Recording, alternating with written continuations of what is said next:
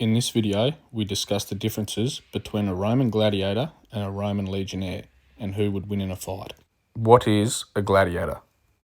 Well, the Latin word for sword is gladius, and gladiator translates to literally a person who uses a sword.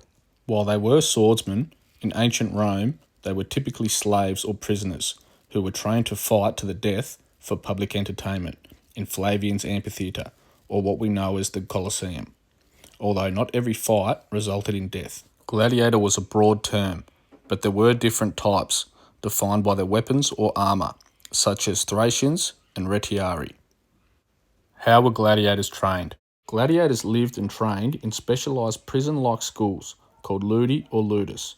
Training focused on specific combat styles, using heavy wooden weapons and drills against wooden staves to build strength, endurance, and technique.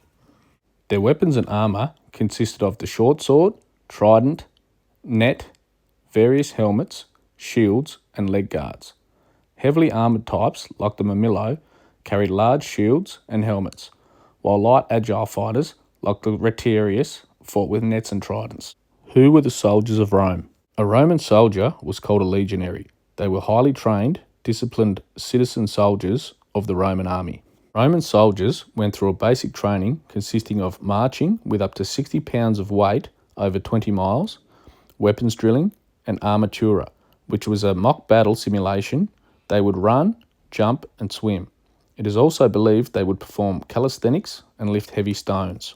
The soldiers' weapons consisted of a sword, a javelin, a dagger, a spear, slings, arrows, and artillery, such as the ballista bolt thrower and catapult. They wore iron plate armour, mail, a helmet, and carried a scutum, which was a large curved rectangular shield. Who would win, a gladiator or a legionnaire? In a one-on-one battle, a gladiator would most likely defeat a Roman soldier due to superior hand-to-hand training.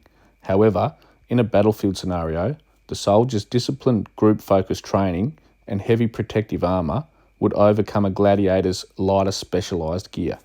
Although the most famous example of gladiators fighting the legionnaires is the uprising of Spartacus, who escaped Capua with 70 gladiators.